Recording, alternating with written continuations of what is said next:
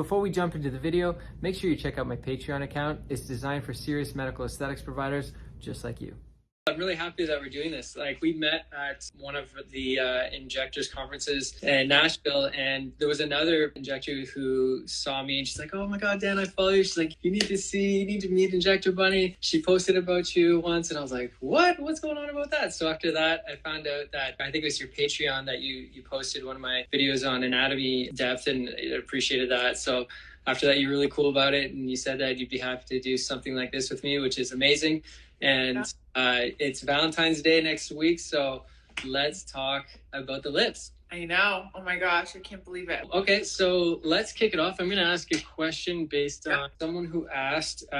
First question, how long do you find lip fillers last? And do you think there's a difference for someone who's naive or a virgin lip filler, or someone who's had lip filler in the past?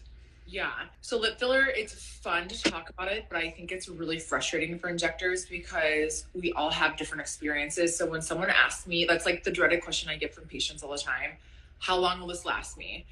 And I kind of like, oh my gosh, because I love the rheology of products, and I love when a company says this will last for 9 months or this will last you a year. I really feel as though it's dependent upon the patient and their filtrum columns, how long this area is, the mustache area, the quality of their skin integrity, and their current lip. How big is their current lip, and what are their teeth looking like? If they have veneers or big teeth, they're African American or Hispanic, Asian, you got 6 to 8 months, you're gonna be very happy. If you're a little bit on the thinner side, Caucasian, thinner skin, really elongated filtrum column, I can't see your teeth when I'm talking to you, I can't see your teeth, then I might say you're going to be happy with it for about 3 to 4 months, but it'll be in there for 6 months, but you might only be happy with it. So I try to talk in terms of happiness. So it's hard because it's so different, and I really love to speak on rheology and speak towards the company and the product, but sometimes I'm like, oh yeah, this product lasts for 9 months. I put it in a patient's lips and they are happy with it for 2 months only. So I try to be really careful in what I say, because the happiness and satisfaction, I think my number one most refunded procedure is lip filler. It is, because it's sometimes I don't like speak long enough towards how long something will last, or lumps or bumps or anything. And I get someone that's like, I thought I was going to look like this and I'm not. And so it's my job to, I always say when I meet someone, it's my job to make sure my mindset and your mindset's the same. That's all I care about. We are both on the same page. You know what you're getting, I know what you're giving you, and we're both being happy. But if one person's not on that same page, then it's a hot mess. And for anyone out there who hasn't had lip filler before, there's a lot of people who ask, they're hesitant on getting lip fillers at first because they're afraid of looking too fake, or they just want to try it out. And what do you say for people who want like a half syringe? Do you think it's worth it? So oh my gosh, this is definitely going to be, people are going to be like, what the fuck? We charge just flat lips, which is a terrible business idea, but I really am focused on more like contouring and facial structure than the lip. The lip is always the last thing. Lip and tear troughs always the last, and smile lines. So when it comes to lip filler, I sometimes will use 3 syringes, meaning I'm doing puriform aperture, I'm doing pre-gel, I'm doing chin, because if you do someone's lips only and they have a recessed chin, they look terrible.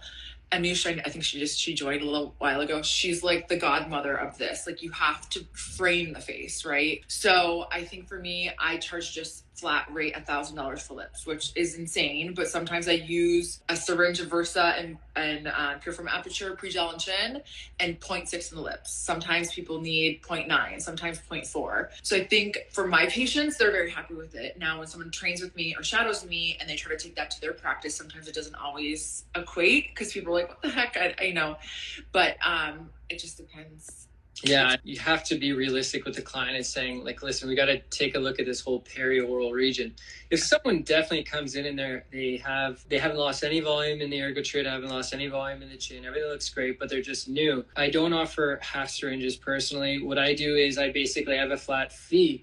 But if we're doing a promo or something like that, I just let them know, listen, what you're going to pay for is the technique and the expertise. If you want half syringe, I rarely do a half syringe because even for anyone who's never had filler in the first place, if they're new, even with 3/4 of a syringe, it goes down dramatically. And by 3 to 4 months, for the most part, it's as if it's not there anymore. So it's a great way to introduce it. I will give them what I think they want. And I'll say, I hear what you're saying. It sounds like you want very natural and want conservative. I think then they usually need about 3/4 of a syringe. Obviously that varies based on the size of their lip, but it's, half syringes for the most part aren't worth it because they get a lot of pokes, there's a lot of swelling, and they really don't get much out of it in the first place. And I have to be honest, my aesthetic, I like a very small lip. I'm in DC, so a lot of people like very conservative, but I have a huge Vegas patient clientele and a lot of Florida, and I do a big lip every now and then. Like, I have a huge African-American population and Indian and even Asian. They can handle a bigger lip. So everyone varies so much. And I found myself really wanting to support the lip with Pureform,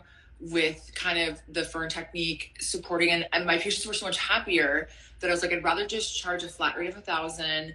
Sometimes I need more than one syringe to support, and people were so much happier. So I realized, like, just shoving a syringe into someone's lips and being like, bye, see you in 6 months, they weren't happy. They were complaining about more heaviness around their mouth. They were complaining about their profile being off balance. They were complaining about like looking off. That I realized we need to get away from this syringe bullshit where it's just like half syringe costs this, a full syringe costs this, and more treating the patient. That's and right. I think where we really change, and people, and I'm terrible at business. My practice manager knows I'm not good when it comes to pricing, and I'm giving away things for free. And she's like, we got to figure out something that makes sense for the business and sense for the patient. And it works.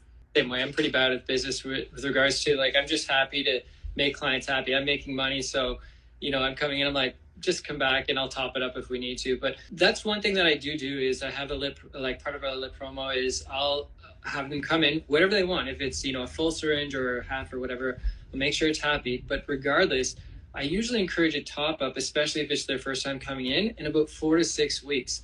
But the top is just like 0.05 in each pillow, right? And what that does is it just kind of keeps that lip filler there for much longer. And I tend to also add a little bit of Botox in each pillow as well, just to relax the muscle. Even if they don't have a gummy smile, even if they don't need really, if they don't have any curling, I do that and I just find it relaxes the muscle and it keeps the filler there. It prevents it from pocketing it up a little bit. So I love, for me, if the patient's okay with feeling a little weird for a couple weeks, I love to do a heavy DAO. So I do basically pretty superficial towards like the oral commissure, and then I go deep right on mandible, and then I try to hit a flagellar band if they're popping, and then mentalis I'll hit as well, because I really find, especially in people with receded chins, and you try to pop out their bottom lip, that bottom lip, those tubercles really don't want to pop if that mentalis is really kind of hypertrophied. So usually I try to see them first, do a consult saying like, let's do full face talks,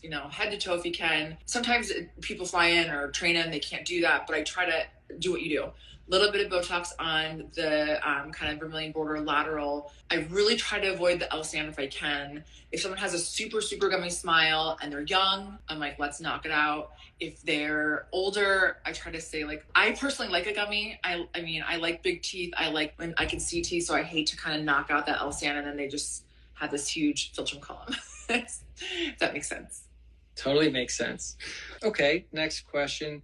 I mean, someone asked, do you find that doing lip filler, is that going to help lipstick lines or barcode lines? Okay, so I gotta be honest, I have a really young population, so I take care of babies, like 21 to usually 50. To me, my 40 and 50-year-olds are super young. Like, these people are running marathons and they look incredible, and they're like J-Lo. Like, they don't age, they look really good. They're like Morpheus people, laser people, maybe facelift people. The 60-year-olds, early to middle to late 60, early 70, that have really significant radial lip lines or really significant, the smoker's lines, I love to ablate them if I can with like a CO2, Morpheus them, tox them if they're able to do that. Then let's try to do lip filler. I really feel that patient population is the least satisfied when I'm adding lip filler because they have this elongated philtrum column. Because right, like what's aging? Aging is bone loss. So your bone goes away. You have no maxilla. You have a sunken and piriform. Your teeth are all kind of going back. You're dealing with dental issues. Your chin's receding. Everything's going away. You don't have the support here. So when you're just adding lip filler for these lines,